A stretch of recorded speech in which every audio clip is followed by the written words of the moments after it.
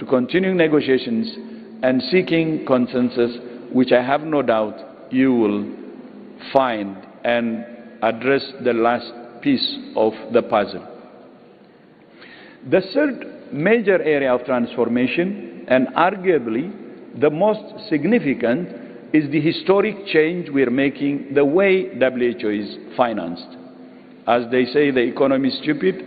In terms of independence and avoiding shocks like now, it's the finance model stupid, which is central. When WHO was established in 1948, its only source of funding was from assessed contributions, the membership fees that countries pay. Voluntary contributions were introduced in the 1950s, but initially represented only about 20% of WHO's base budget. By 2017, that proportion had flipped. Assessed contributions accounted for only 20%, even sometimes low, of the base budget, and voluntary contributions accounted for more than 80%. What's more, the majority of voluntary contributions were and remain tightly earmarked for specific projects and programs selected by donors, making WHO vulnerable to shifting donor priorities and geopolitical winds. We recognized this over-reliance on inflexible voluntary contributions from a handful of donors as a major risk 8 years ago. It undermined the organization's independence, impeded its agility, and exposed it to shocks if a major donor were to withdraw or reduce its funding significantly. So, as you remember, together with member states, we designed a set of proposals to broaden our donor base or the revenue source and make our funding more predictable and sustainable. Several member states reduced earmarking and committed to higher levels of flexible and voluntary funding. And we thank these countries for their trust and support. We also established the WHO Foundation to tap sources of funding that we had not accessed before.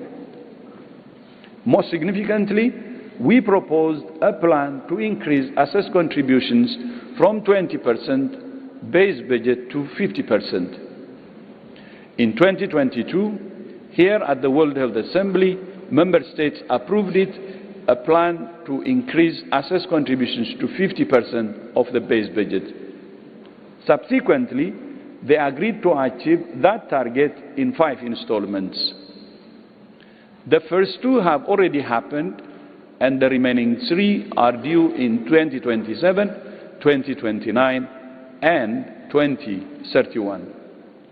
We cannot overstate just how transformational this change has been, and will continue to be, for safeguarding WHO's institutional independence and for protecting the organization against shocks like the shock that happened last year. If the first 2 installments had not happened, the impact of last year's funding cut would have been much worse, as you can imagine. Excellencies, honorable ministers, dear colleagues and friends, there are 3 key areas in which WHO has transformed: science, emergencies, and finance, among others. Now I would like to update you briefly on the comprehensive process of prioritization and realignment that we have undergone in the past 16 months. Although the first 2 increases in assessed contribution cushioned the impact of the funding cuts we faced, they could not insulate us fully. In close consultation with member states, we reduced our program budget and undertook a rigorous analysis of every office and every program. Unfortunately, we were left with no choice but to say goodbye to a large number of dedicated, hard-working colleagues, and I would like to place on record my deep gratitude to all of them for their commitment and service. We have now completed the restructuring process.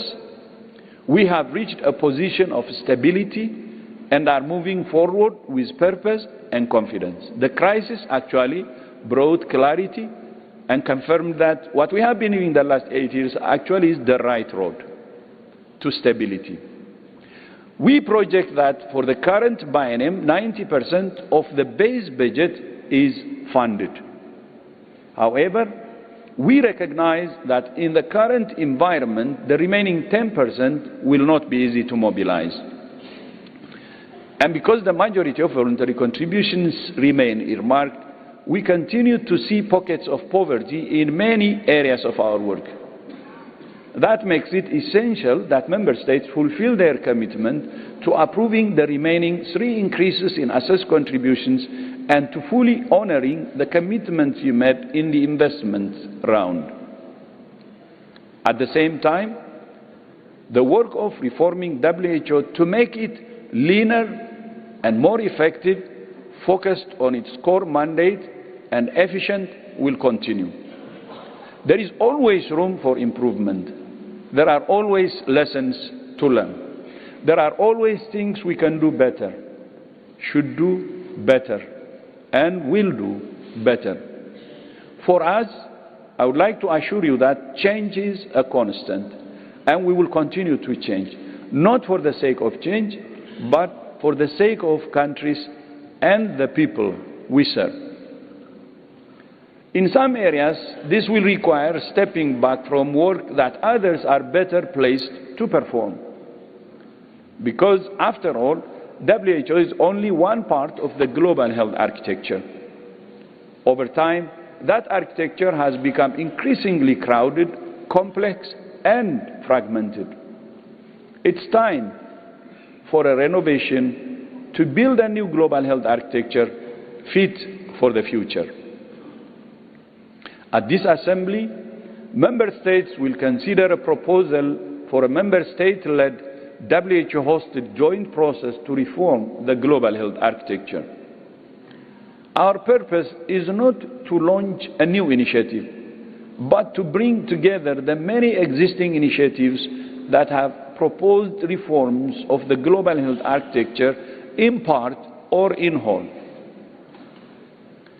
That's why we have chosen as the theme for this year's World Health Assembly, Reshaping Global Health, a Shared Responsibility. And this is where the leadership of His Excellency President Mahama has been so decisive in launching the Accra Reset last year. In the past year, many countries have experienced severe disruptions due to sudden and steep cuts in the development assistance. Those disruptions and the damage they caused to the health of individuals, families, and communities were regrettable and avoidable. But they had an intended benefit. They prompted many leaders to say now is the moment to leave behind the era of donor dependency and open a new era of health sovereignty.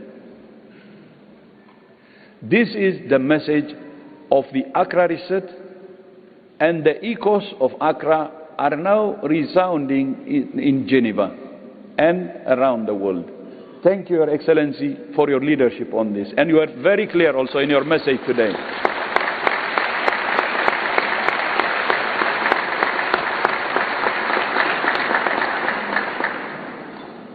Every country should be able to depend on other countries for friendship, for solidarity, for support when needed. But no country wants to be dependent. Every country wants equity. Every country wants sovereignty.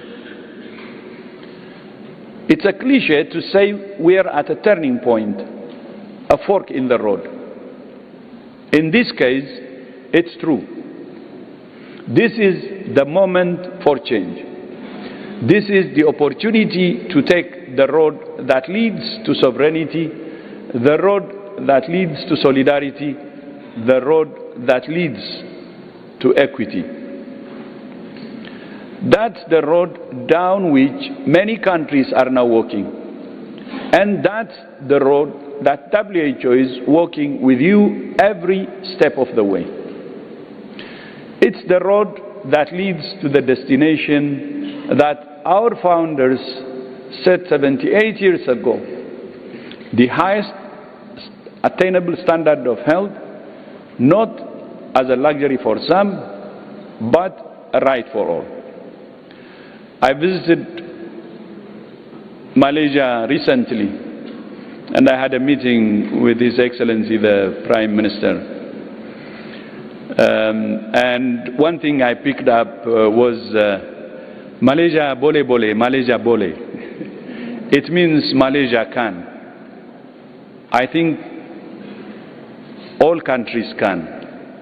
And that's what President Mahama showed us in his examples, that it's possible to change, to have a paradigm shift.